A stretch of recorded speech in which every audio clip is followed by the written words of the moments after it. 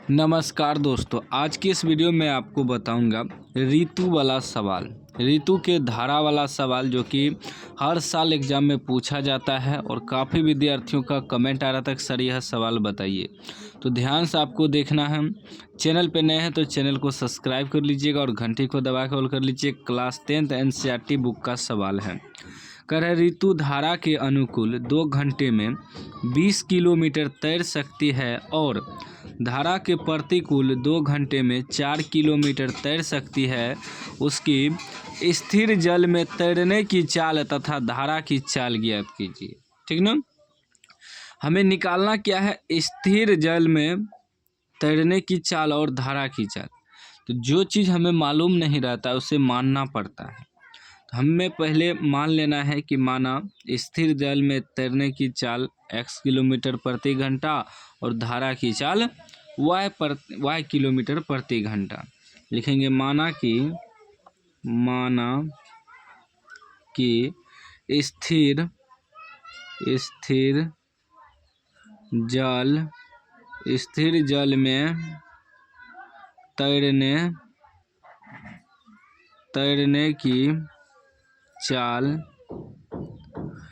x kilometre प्रति घंटा तथा धारा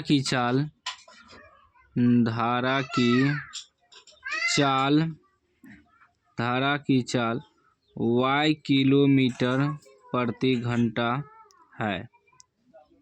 ठीक, मान लिए ये जो ऋतु तैर रही है नदी में, तो स्थिर जल में तैरने की चाल जो है x किलोमीटर मान लिए प्रति घंटा और धारा की चाल जो मतलब धारा जो बह रही है नदी में उसका चाल y किलोमीटर मान लिए। अब हम यहाँ एक चीज़ क्या कर रहे हैं कि ऋतु धारा के अनुकूल 2 घंटे में 20 किलोमीटर तैर सकती है। तो ऋतु जो है धारा के अनुकूल का मतलब हुआ, मान लीजिए इधर से नदी इसे बह रही है ऐसे और इधर से ही ऋतु तैर रही है, तो दोनों का बल जो है आपस में मिल जाएगा, यानी कि धारा का भी बल और ऋतु का भी बल दोनों मिल जाएगा, यानी कि जुट जाएगा। तो यहाँ लिखेंगे धारा के अनुकूल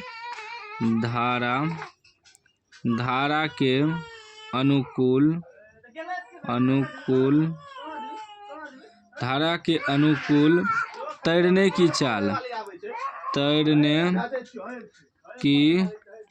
चाल धारा के अनुकूल तैरने की चाल क्या हो जाएगा, तो स्थिर जल में जो तैरने की चाल है वह x किलोमीटर है, लेकिन इसमें धारा का चाल क्या है y, तो दोनों का चाल जुड़ जाएगा तो x प्लस y किलोमीटर प्रति घंटा हो जाएगा। ठीक, उसके बाद फिर क्या करा है कि धारा के प्रतिकूल, अब धारा के प्रतिकूल निकालना है। लिखेंगे धारा के प्रतिकूल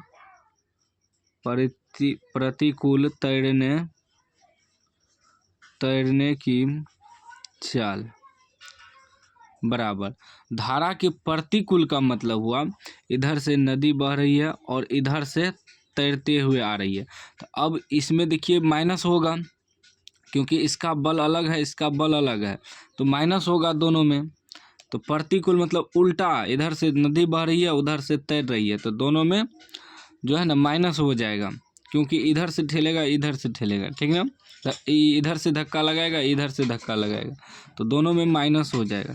तो स्थिर जल में तैरने की चाल x है और धारा की चाल y है, तो इधर से धारा आएगी, इधर से स्थिर जल में कोई भी तैरते हुए जा रही है, तो दोनों माइनस हो जाएगा क्योंकि बल अलग अलग हो जाएगा, विपरीत दिशा में बल लगेगा। ठीक ना, तो x माइनस वाई हो जाएगा, x माइनस वाई किलोमीटर प्रति घंटा। ऐसे ही समझिए, ठीक ना, अपने भाषा में कि कोई भी व्यक्ति इधर से जा रहा है और हम इधर से आ रहे हैं, अगर धक्का लगाएंगे तो क्या होगा, विपरीत दिशा में बल लगेगा तो माइनस होगा क्योंकि इसका अलग इधर बल लगा रहा है इधर बल लगा रहा है, इसीलिए माइनस कर दिए। और अनुकूल का मतलब हुआ ये भी इधर से जा रहा है और हम जो जा रहे हैं फिर इधर से ही जा रहे हैं, तो दोनों का बल जुट जाएगा। ठीक ना, इसीलिए पहले जुट गया बाद में माइनस होगी। अब प्रश्न से क्या कह रहे हैं, प्रश्न से सवाल हमें क्या कह रहा है कि ऋतु धारा के अनुकूल 2 घंटे में 20 किलोमीटर तैर सकती है। 2 घंटे में 20 किलोमीटर। तो देखिए क्या होता है, हमें दूरी दिया है और समय दिया है, ठीक ना। 2 घंटे में धारा के अनुकूल जो है वह 20 किलोमीटर तैर सकती है।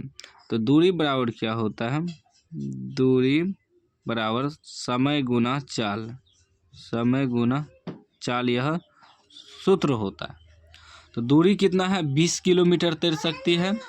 दूरी दिया है 20 किलोमीटर बराबर समय कितना है, 2 घंटा, और चाल कितना है, चाल है अनुकूल वाला, देखिए यहाँ अनुकूल वाला है, तो अनुकूल तैरने की चाल है x + y प्रति घंटा। 2 से 10 बार में कट जाएगा, यानी कि हो गया x + y। इसको बराबर में इधर रख देंगे 10, समीकरण फर्स्ट बन गया, ठीक। अब फिर दूसरा समीकरण बनाएंगे। फिर क्या कह रहा है कि अब देखिए कह रहा है कि धारा के प्रतिकूल 2 घंटे में 4 किलोमीटर तैर सकती है।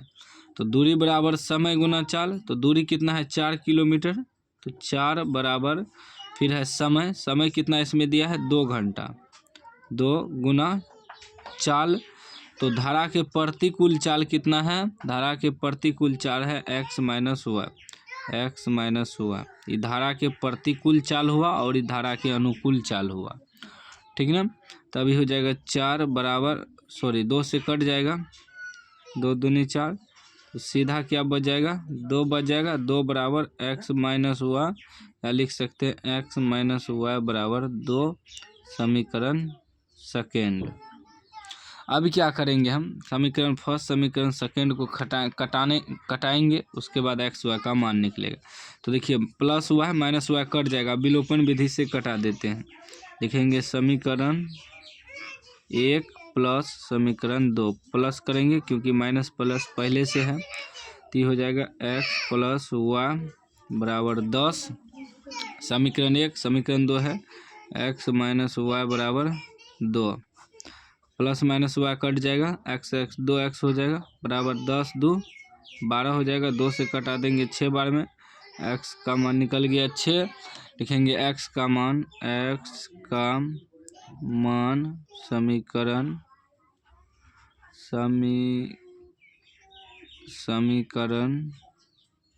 1 में रखने पर, समीकरण 1 है x + y बराबर 10, x का मान निकला 6 रख देंगे, प्लस y बराबर 10, y बराबर हो जाएगा 10, उधर जाएगा -6 हो जाएगा, y का मान निकल गया 4।